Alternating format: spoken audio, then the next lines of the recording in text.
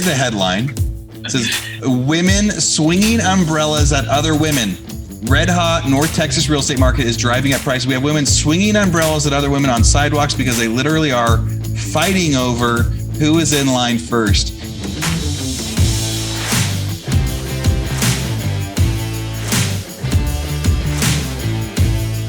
So the question is this: how do most agents find the secrets to succeed in today's competitive real estate market, especially when the top agents are keeping those secrets to themselves? That's the question, and this podcast will give you the answer. Hi, I'm Aaron Amuchastegui, and welcome to Real Estate Rockstars.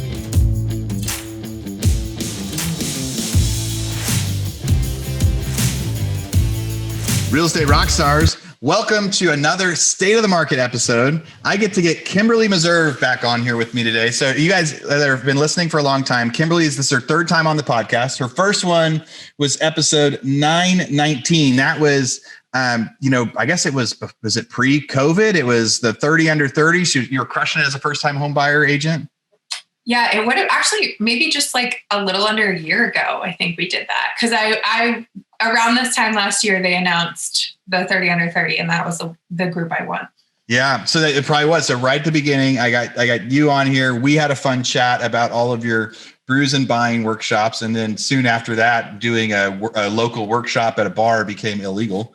And so you had to do some big pivots. We also had you on here last month when we did State of the Market. It was State of the Market 68, where we had you and 4 other rock stars on here talking about how to get offers accepted in like the craziest market ever. And now back today for us to talk about the news, and we're going to talk about all sorts of fun stuff. So what's the latest out in Boston right now in general? Is life getting back to some new normal? Is the real estate market still more competitive than it's ever been? Yeah, it's kind of more of the same, still super competitive. Actually, the interesting thing that we're seeing is we were very much like a tale of two markets for the last year almost, because people wanted to leave the city and they wanted to go to the suburbs, take advantage of that single family market. And I had been telling clients for like the whole year, the opportunity is in the city. And now even that is starting to kind of get competitive again too. So it'll be interesting to see how this year plays out. That's actually that's real news right there. The idea that the demand is coming back inside the city, because it's been like that in San Francisco. It's been like that in the city of Austin. Just outside the downtown core had high demands, but in the city where the amenities were there were falling. So is that just the trend over the last month or two? Yeah, I noticed it over the last month. It was weird what was happening. And a couple of like my listings, I was telling the seller, hey, you're hearing that the market is crazy and you're going to get all these offers in the first day. Like, don't expect that, because the market is completely different in the city, like in Boston proper. And then like a couple times this happened, like 20 days, 30 days in, we would get 2 full priced offers the same day. And I had this happening with buyers too. They would see something that was on the market a little bit longer and then get a little greedy and then end up getting themselves into multiple offer situations. But yeah, it's starting to be like 5, 6, 7 offers instead of like 2 or 3 that were close to full price. So it's interesting how much things are coming back. And I think a lot of people, just even feedback that I'm hearing from listings I have from showings, buyers are seeing that there's opportunity and they want to take advantage of that. And that's creating more demand in the city. Yeah. I could see, buyers want to get houses. When people have written 30, 40 houses, they start giving up. They're literally sending over blank offers to people saying like, hey, just like you fill it out. A buddy of mine listed his house for sale. And in Texas, we do an option period where you pay a non-refundable amount to have the right to do an inspection, essentially. And it used to be like, all right, for $300, I will tie this property up for a week so I can go do my inspection. And on a $400,000 or $500,000 house, they gave him a $10,000 option. So it was like, just to be allowed to do an inspection, here's $10,000 non-refundable. And that's like wired to you. And for a younger guy, like his first house, he's like, this is awesome. Like 10,000 non-refundable. Like what a way to get started. Wow. As they're getting out there. So I could see that those same buyers, if it is that competitive, bringing the demand back from the city, it's kind of like one of those things where it's like, no, at first people want something special. And then they're like, no, now we just want anything. So we'll go where people want. Dude, the article that you sent me is so awesome. Here's the headline. It says, women swinging umbrellas at other women. Red hot North Texas real estate market is driving up prices. We have women swinging umbrellas at other women on sidewalks because they literally are fighting over who is in line first as they get to the listing. Now, I've seen pictures of like lines out the door, but I haven't seen any fighting yet. And listeners, if you have, like, send me some of your notes about the fights that you've seen. Have you seen anything like that yet, Kimberly? Thankfully, no. It's not really funny that they were fighting, but it is funny. It's like you're hitting each other with umbrellas. Like, come on. But it's wild. I've been hearing a lot of this, like 80 plus offers. It's a wild time to be a buyer right now and a buyer's agent. Oh, this is actually, it looks like it's actually at one of my buddies' offices. I gotta hear about it. So what would you do as the agent if your buyer starts attacking someone else with an umbrella? Like, or the other agent, right? Because agents are like, and you guys are definitely third parties. Like, if your person starts getting attacked with an umbrella or attacking somebody, what do? Do you just like walk to okay, I'm not representing them anymore? I probably would fire someone like that, like a client like that. It's just, I have more than enough clients. I'm not going to work with someone that's going to act like a child. I don't know. What would you do? Yeah, it's almost dangerous. I would totally fire them. I would be like, I cannot, because it's almost like you just like start walking back to your car. Like, I don't know who's here with them, but I am no longer their agent. Agents are having to work way too hard anyway.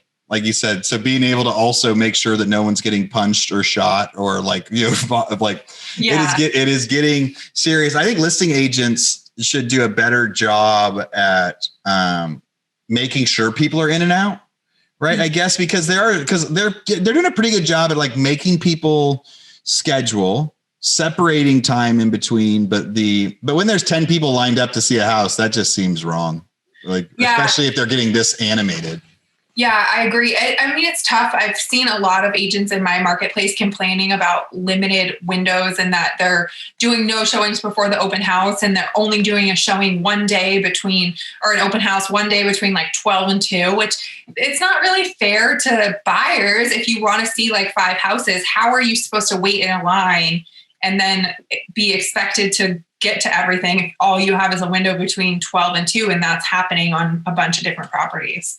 So It's interesting. What would you do? Better question. What would you do if you were the listing agent of that property managing the open house and people in the line were fighting?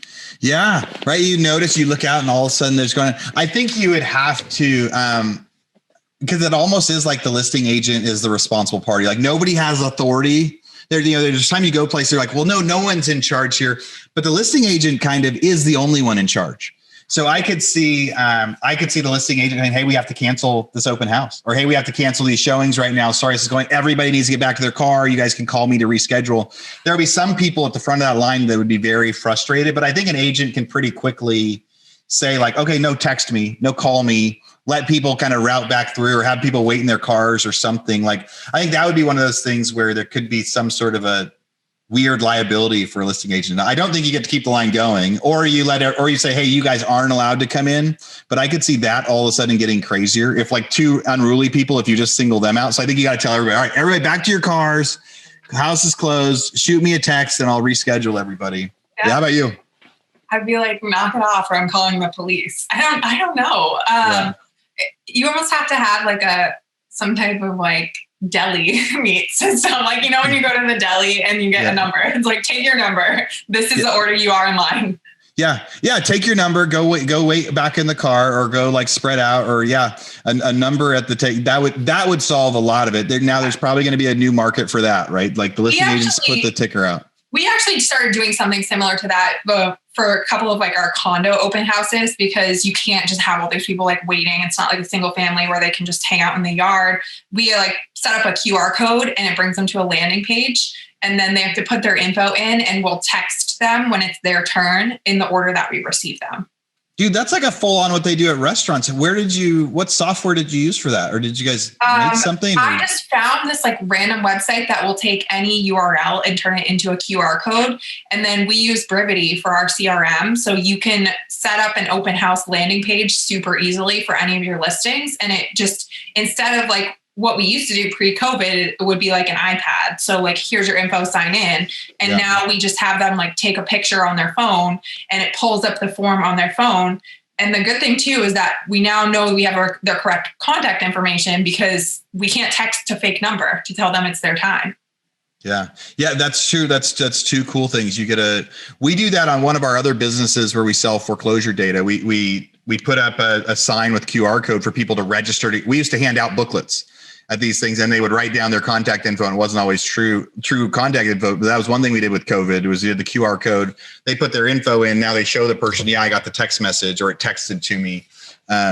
To get that. But that's pretty brilliant. I bet you're going to get a couple calls from people saying, hey, how do I set that up? That would solve a lot of it. And maybe your first response is probably better to tell people, hey, like in line, like knock it off, or I'm calling the cops, or you're getting out of line, or we're starting over. Maybe my example is a little too extreme of kicking everybody out and coming back, but it'll get there.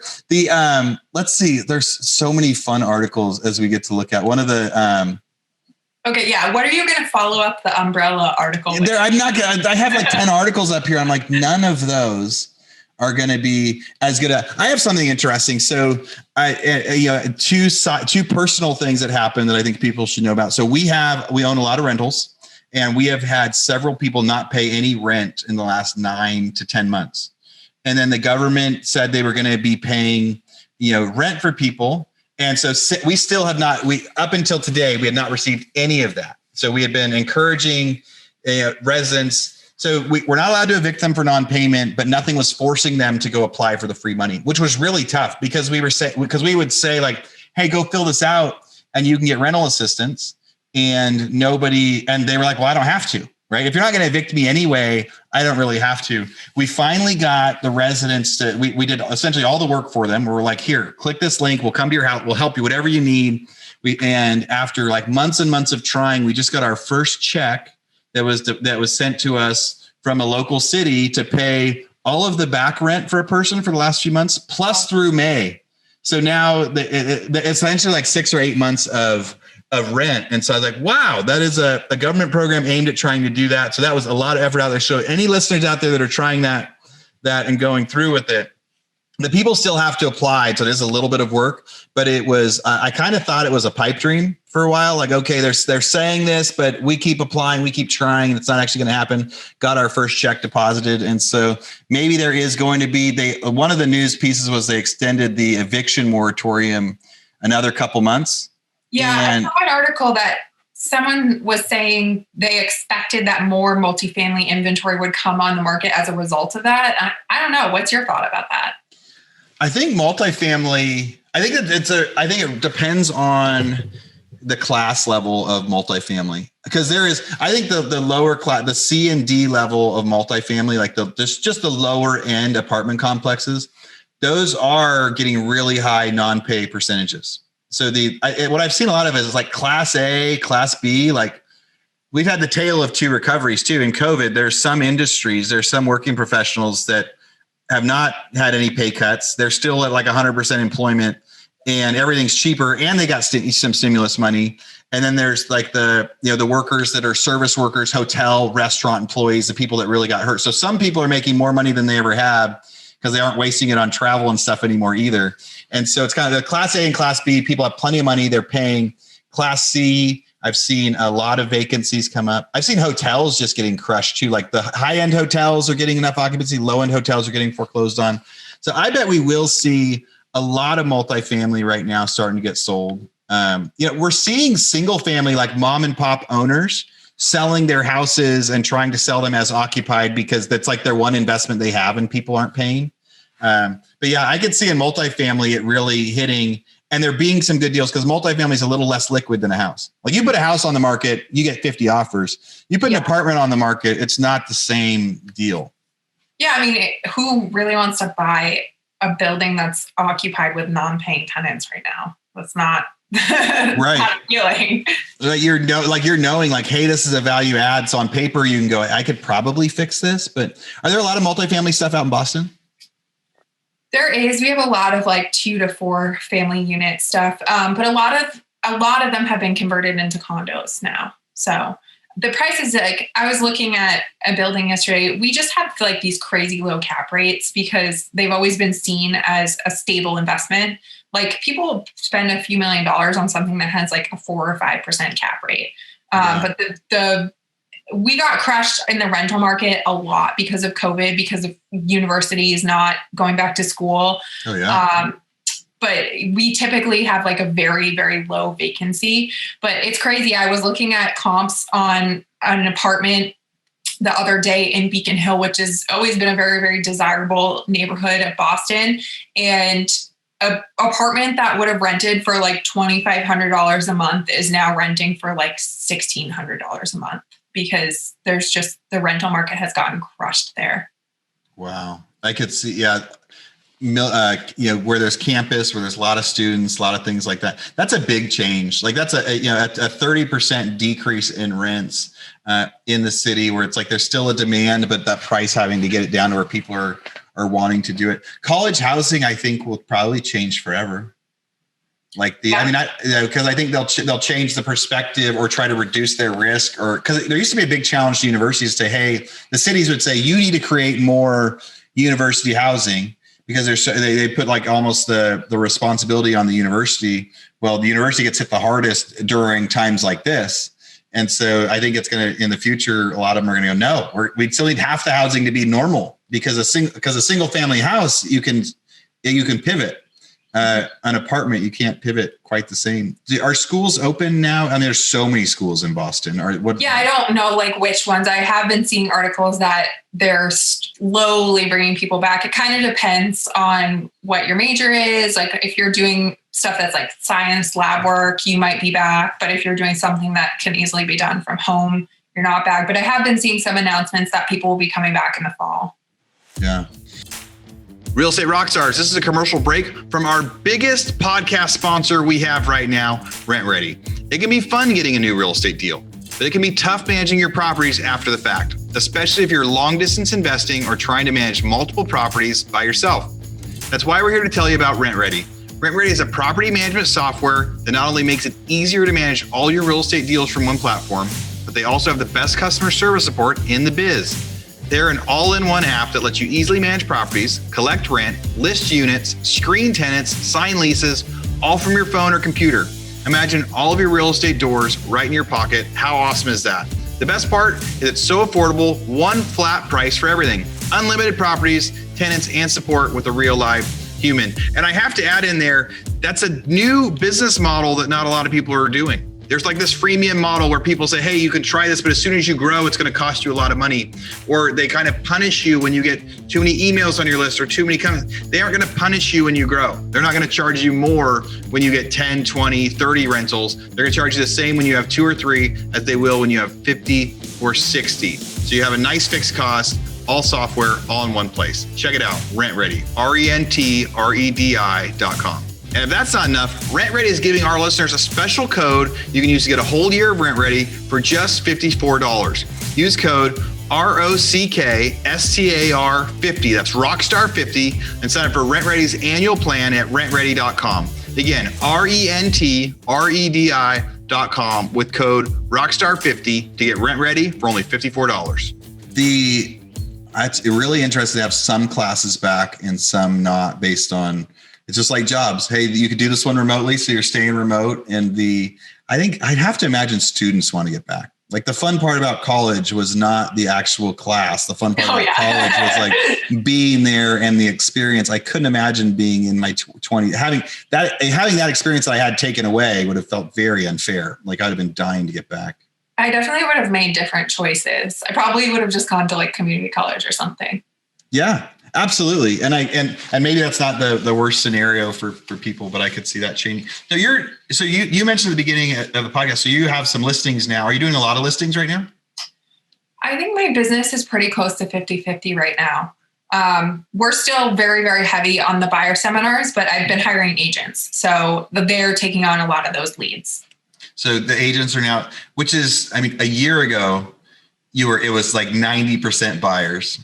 Right. And you were working you were doing so much awesome stuff out there. Like I even reached out to you after. I'm like, we need to make a course that we can like sell to people to teach them how to do those workshops. I know since then a dozen more people have asked you the same thing, but you were working so hard to get those buyer's agents. How did you transition? Like not news related now, but how did you switch from buyers to listings, or was it just they started to get the turnaround, or did you change part of your business as a result of COVID? I haven't changed anything in terms of what I'm allocating money towards for lead spend or like time for lead generation. It's mostly referrals from other agents. I'm really fortunate to have built a really great network, and a lot of people reach out to me and they're like, hey, I heard that you were a great agent to help out in Boston and I've got this client. So I've just been really lucky in that sense, honestly.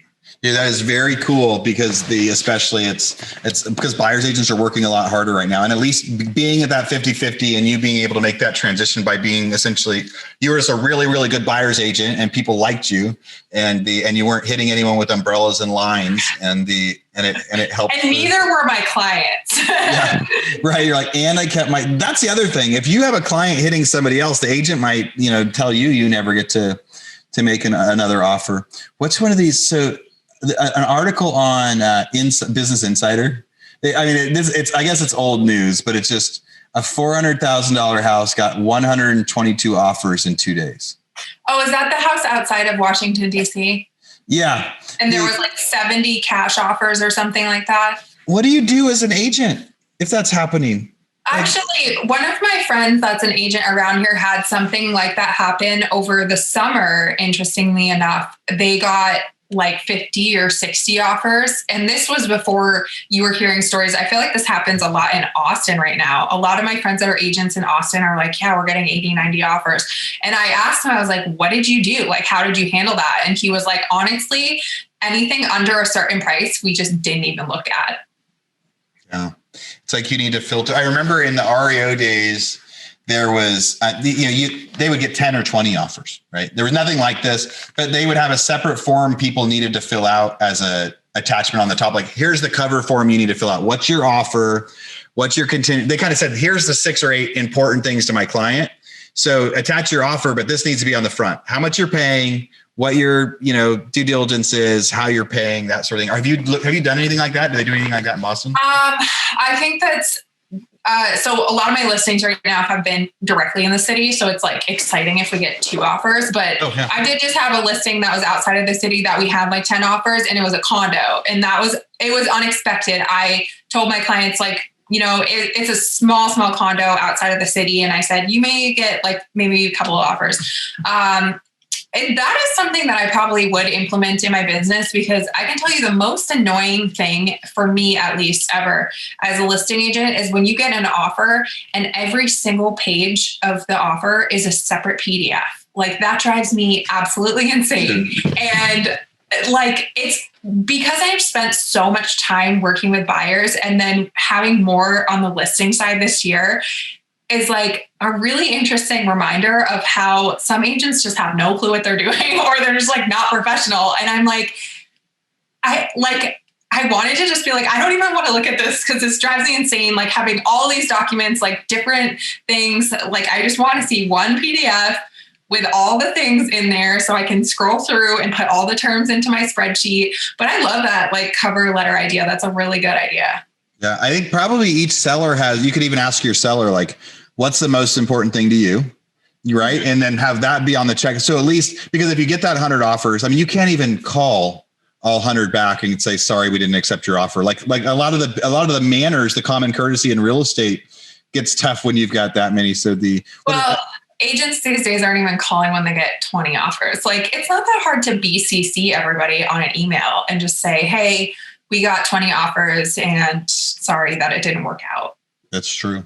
Before we started recording, I was telling you about another piece of news for today. So Opendoor is, we talked about them on the podcast a lot. One of those iBuyers that are out there. And Texas was one of their active places. I had a house that 18 months ago I bought and I would commonly buy stuff at auction and try to see if Opendoor wanted to buy it.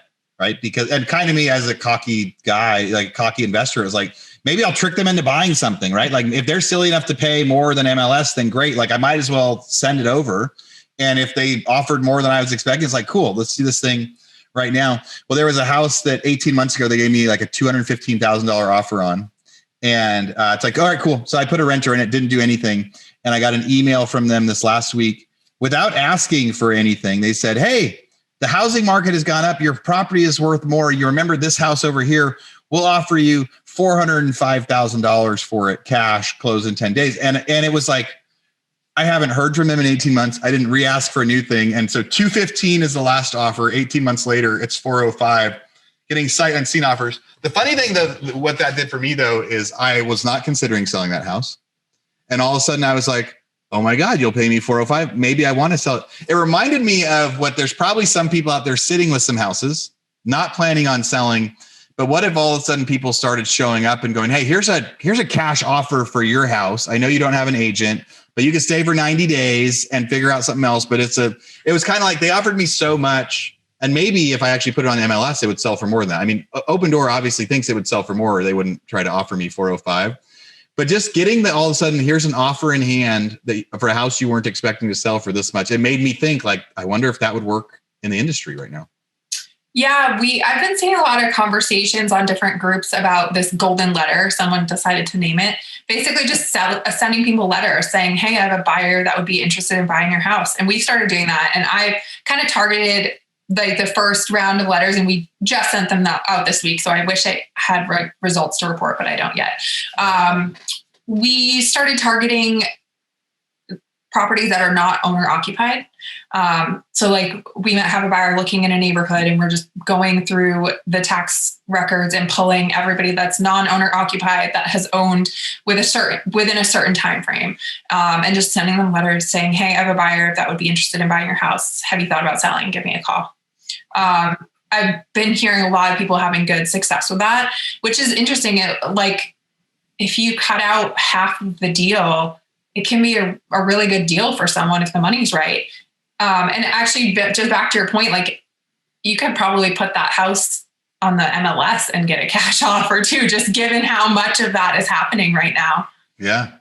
It's like, it's kind of with 120 offers, or 10 with 20 offers on it, right? Like there's this top point, and where some people are probably like, no, I would still pay the most. I just need to know what it is, or I don't want to have the other competition. Like that golden letter gives you a chance to be like, even if you're still going to pay a premium amount, at least you don't have competition. At least you get first run at it. So somebody's like, okay, yeah, what is the offer? And then it's like, well, so here's where we're at. What do you need? Like, let me talk to my client. Like, let's get a deal to happen.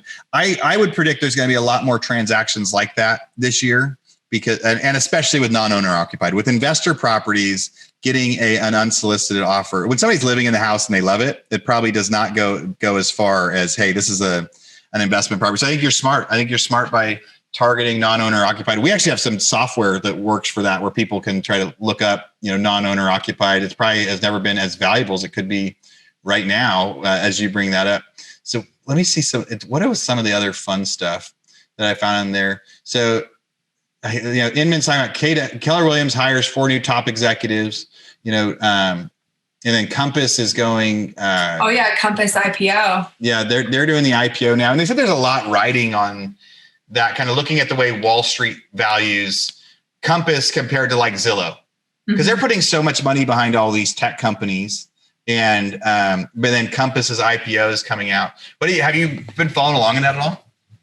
A little bit. I think it's interesting, especially, I'm slightly biased, obviously, because I'm with Keller Williams. But Gary Keller has always had almost no debt. I think he had a $40,000 loan when he started Keller Williams and then paid it all off. So we've always been a debt-free company. And I'm very curious to see what a company that has a ton of debt in comparison how they'll perform with their IPO and how people will value that, because that definitely will be a game changer for the industry, I think. Yeah, well, it's like so companies with debt are traditionally like technology companies, but my understanding of Compass is it's a brokerage, right? It's not a big tech company, is it? Am I right about that? Yeah, they call themselves a tech company. I know a little bit about Compass because they had kind of approached me. Yeah, I bet. not last year, the year before, and put together like a recruiting package for me. I don't believe any, and of course, this is my knowledge from like 2 years ago, so some of it could have changed. Nobody hold me against this. I don't want to hear from Compass agents saying I'm wrong. But I don't think any of their technology is proprietary. I think they've just bought different products and kind of, for lack of a better word, like bolted them together. So but I think they do call themselves a tech company, $10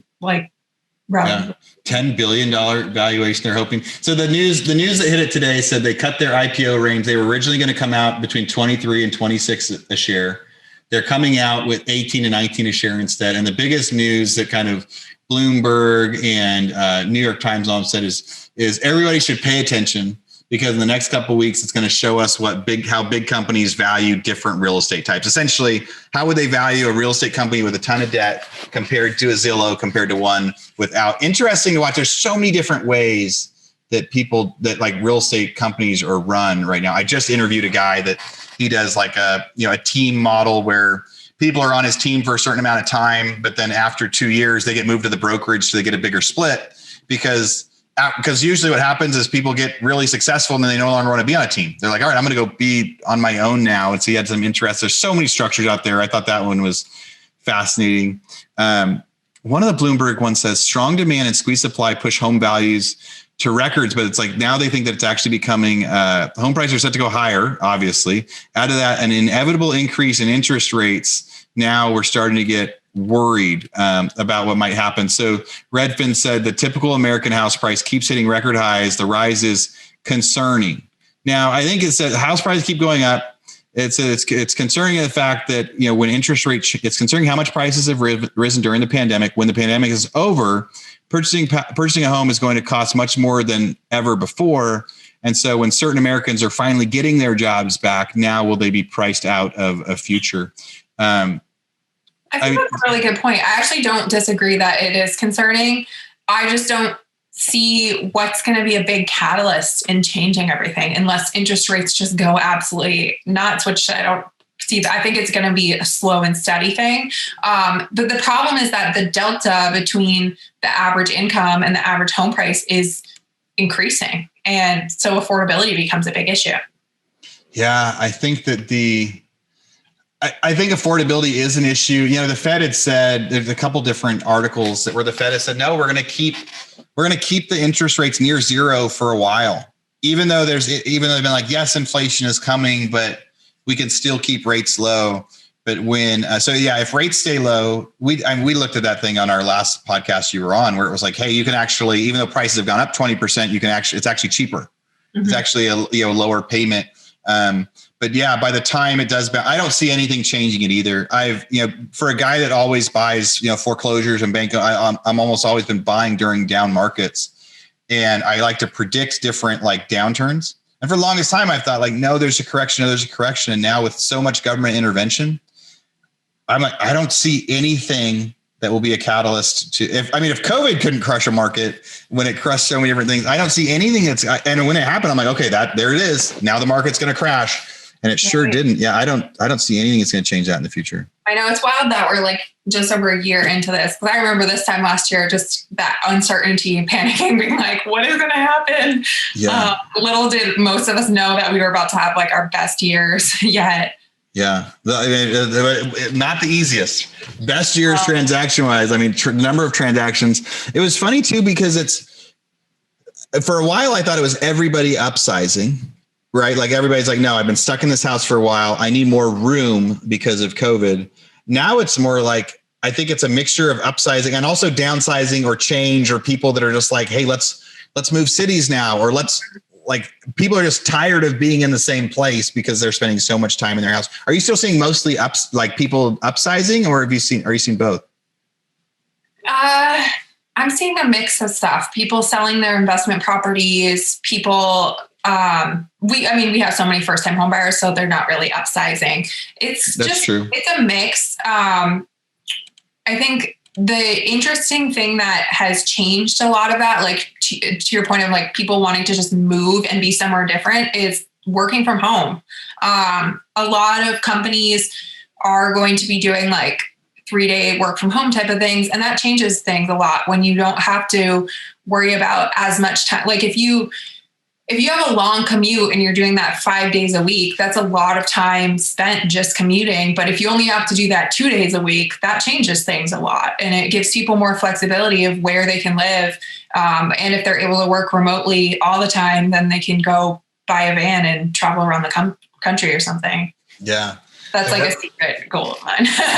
You're like, that's going to happen. That's as you grow your team and keep hiring people, you're like, no, now I'm going to do it. Never say never. Anyway, it's fine. I mean, I love, when I lived on the West Coast, I loved going, and most of my business was in Texas, but I lived in California. I loved going to Hawaii because then there was a 5-hour time change. So I could be there. I could work. I could get up really early in the morning, work from like 4 to 6, 4 to 7 in the morning. And my day would be done in Texas and California where my workers are by then. So I could spend the rest of the day kind of just having fun. And now, you can live in a van, you can go hiking, you can go do whatever. And now it's also just socially acceptable. Whereas I've been doing a lifestyle like that for a few years, and and I would have some people kind of give me a hard time. Like people I was in business with different times are like, hey, like, it's not really fair that you're out doing this or that you've set up this lifestyle, or like, I can never get a hold of you. There was like frustration, but now it's like, no, you can work from home. You can work from anywhere. Kids can walk in during podcast interviews. Dogs can, like, everything's socially acceptable now. Yeah, it really is. Are restaurants open yet out there?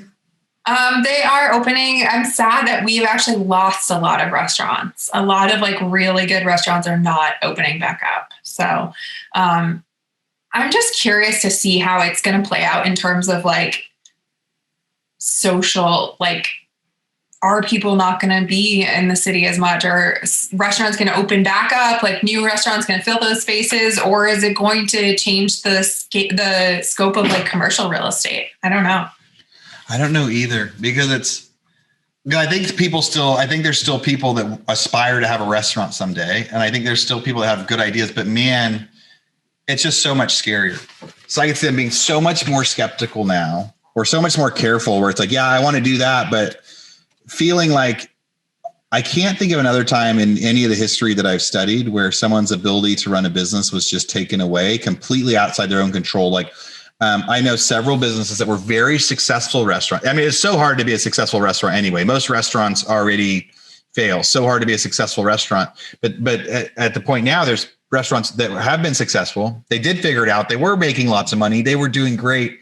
And an outside influence like this just shut everything down. Like, Yeah, restaurants that had like 20, 30-year runs just decimated. Dude, that's crazy. Well, and you're also like being a university school. The different places I went to school, there were like these staple restaurants that were there essentially for the students. Loved them. When you first went to school, all the older students would say like, "Hey, this is where you go." Like, I think we talked about student housing earlier, but there's probably got to be some restaurants out there in these college towns that students were their only ones, and there's no way they could have they found new markets. Yeah, there's been some like of the divier bars that are in more college focused areas that have just shut down. Yeah. There's a buddy of mine that lives in Maui. I first met him. He was a server at a restaurant that was also a real estate agent, and we've chatted quite a bit. And so when I'm checking in with him, I'm like, "Hey, is the restaurant open yet? I can't wait to get back out there." He's like, "Well, I'm not going back to that industry anymore." He's like, "I'm full-time real estate now." Like, at the time, it would have been impossible for some of those guys to leave the service industry because they were making so much money. And then now it's like, no, they've experienced this new lifestyle. And so now even when it gets back open, That's actually a good segue into, did you see the article? It was like, not this past weekend, but I think it came out like the Sunday before in the Wall Street Journal about how there's more real estate agents in the country now than there are houses for sale. Yeah. I did see that. And that was I was shocked. I was shocked when I saw that, because you're like, I wonder how much are actually active real estate agents, because you can have because I think there's probably a certain percentage that I think for a long time, there was probably a certain percentage of people that had licenses that weren't active, that maybe there was more agents. But I think right now it's probably like, there's probably more active agents, like people trying to be agents, trying to do deals. And it's really easy to do the math in places like, if you're getting 50 offers on a house, like in places like Austin, there's like probably 800 houses on the market. And I got to see I'm going to look up really quick how many are on the market right now in Boston? I think in our whole service area, there's about condo, multifamily, and single family. There's about 3,400 properties for sale. 30. Yeah. And there's definitely way more agents than that out there when you think about it. Yeah. There's actually, I know a couple of people trying to take the test, and there's a big backlog with the state right now for testing because so many people have just gone, they took the opportunity and looking to get into real estate. So yeah, heck of a time for people but I've interviewed a few people that got their license I interviewed a guy a couple of days ago. He got his license 9 months ago. Wow. I mean, and he's on the podcast because he's doing like 30 or 40, transactions in escrow right now. There, as of February, there was 1,300 houses on the market in Austin. In May, there was 6,000. Wow. So, a year ago, there was 10,000. So like the average on the market was 10,000. We're at 1,300 your pricing. How about an article that I put on my social media that people went crazy over was the real estate commissions fall to new lows as homes fly off the market. Now that headline sounded horrible, but then they were like, hey, the average commission isn't 5% anymore. It's 4.6. Well, to me, I'm like, okay, that's not that big of a deal when you're talking about the iBuyers and things like that. Have you seen any commission squeeze in your market? Have buyer's agent commissions been changing? Anything like that?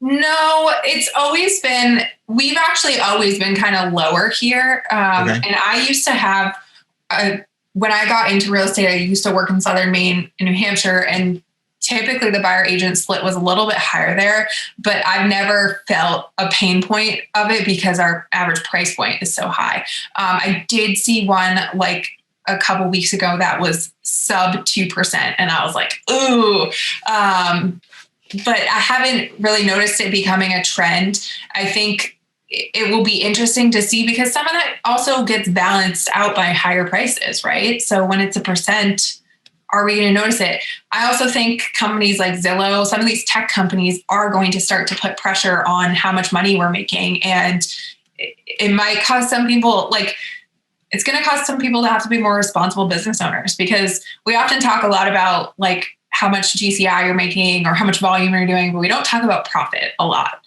Yeah. And I'm curious to see when the tide goes out. What do you think is a good profit margin for GCI for people? What should be a goal on these small teams? It depends on what you're doing for business, right? So I think there's no one blanket statement. If you're doing a few million in GCI, you're probably going to have a little bit lower of a profit margin because you have more administrative people, more salaries. So I've always been again, Keller Williams, but I've always kind of followed the MREA budget models. Okay. And what would those budget models say for profit? Do they have profit goals or is it more like you do your bottom line stuff? It's budget models of how much you should spend for different categories, what your profit should be based on what your GCI should be. Okay. If anybody wants to reach out, I can share some of those models. Yeah, that's probably a good idea. You'll be way better able to explain it to them than I will. So with commission squeeze, when I posted it, I said, hey, I imagine there's going to be way more of this, especially on the listing side. So I said, especially on the listing side, because when somebody's getting 80 offers, those are the guys who are I should just put a for sale sign in my yard and sell it and not pay the 5% commission. And the other arguments come in, they say, yes, but if you have a good agent, it's going to sell for 5% more than it would. And I agree with that. I believe that the 100 offers drives the price up. I think it's actually going to get squeezed more on the buyer side, right? Because in a bad market a buyer's market where you're not getting that many offers, a lot of times, as much as I hate to say it, a better commission could be an incentive for an agent to show a house if they have 20 options to show their client. And I think now it's we don't have to offer the buyer's agent as much because we know we're going to get offers. Yeah. It was a common thing as a builder. I remember when we were having a tough time selling a house, we would raise it to 4% on the buyer side. We'd be like, hey, buyers, we're having trouble with this one. Let's just raise the commission instead of dropping the sales price another 10 grand.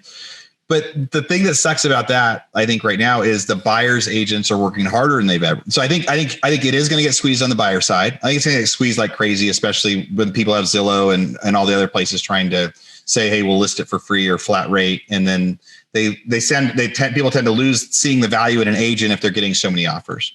Mm-hmm. But then it's like, but buyer's agents are working super hard. I could picture buyer's agents saying, hey, this one's only 1.5. Would you pay the difference? Like, people are paying over asking already, or do you put it into your offer where you offer an extra 5,000 more than you would and say, but pay the full commission? Have you thought about that at all? Like, that to me seems like a weird conversation, but also a fair one. Hey, they're cutting our cost but we're working harder than we've ever done. What do you think the future's gonna hold with that? That's a good question. I have never been, and I probably should, I don't know. I've never been one to like charge someone more commission. I believe in building a really big business, and it's not about making more money on one transaction. And so for me, the conversation would be like, hey, just so you know, I'm making less money than I normally would on this transaction. Do you think you could send me a referral of someone that I can help? Like, that's kind of always been my approach, is like, give me more business, not like a little bit more money on this one transaction. How about give me like a couple more people I can make a lot more money on?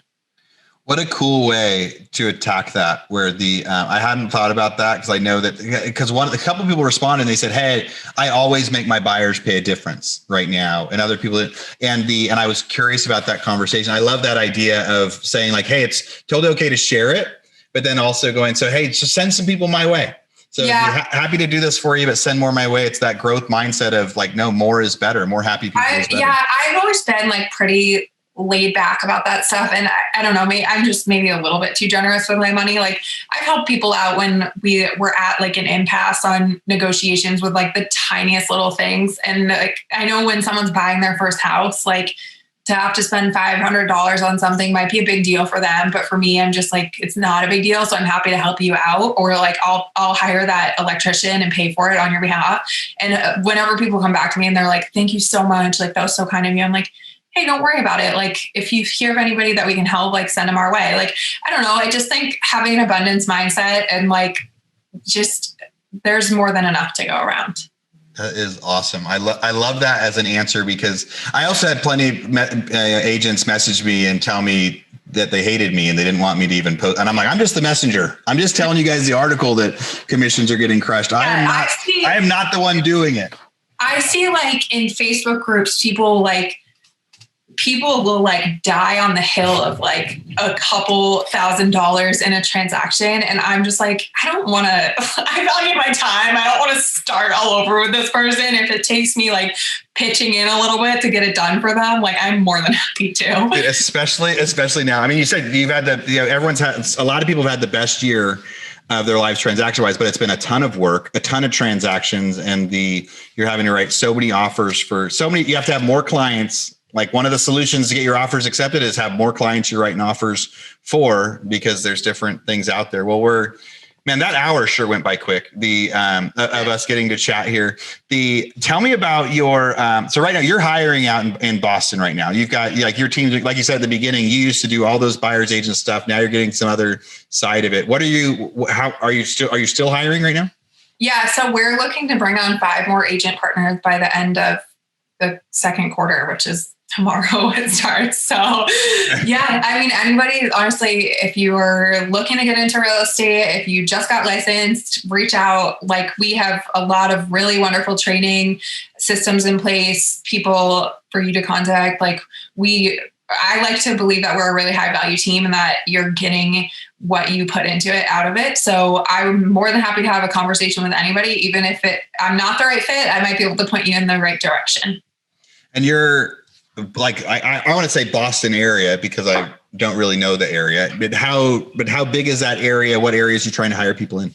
So right now we cover everywhere within an hour of the city. So the greater Boston area, we do have some exciting like expansion plans for the future, but not ready to announce that quite yet. But the more immediate need is to hire some agents in the Boston area. That's awesome. Now you're going to get just as many people that are just outside an hour being like, come on, Kimberly, give me a hint. If you're just outside outside an hour. Let's still talk. Yeah, let's have those conversations. Well, yeah, listeners, so what's the best way for people to find you?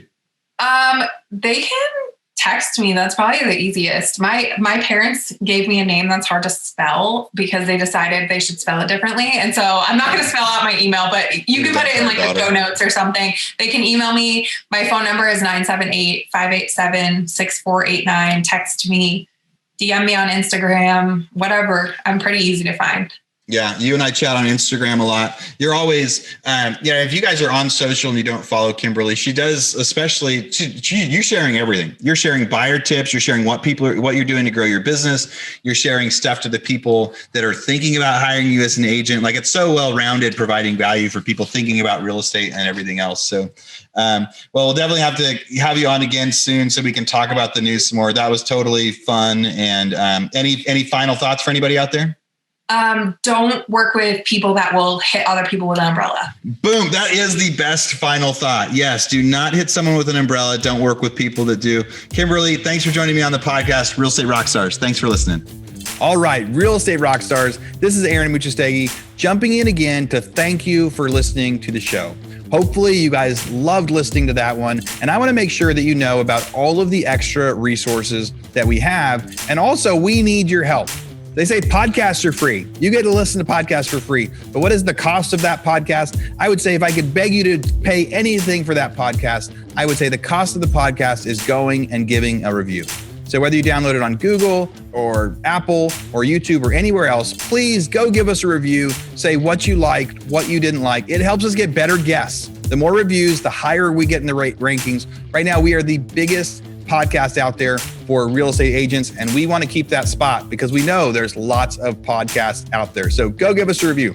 Also, be sure to go to hibandigital.com. If you liked any of the resources that those real estate agents talked about, we've got a huge video vault of those resources for free. Every penny that comes on the podcast that we interview, they give us something that helps them get their deals or helps them work with their clients, and we put that in the toolbox in our vault for you. So go to hibandigital.com and you can get it. If you're looking for real estate education, go to rebusuniversity.com. We have all sorts of courses in there to help agents succeed in real estate. How to get the listing, how to negotiate deals, how to become an investor, all sorts of different stuff, rebusuniversity.com.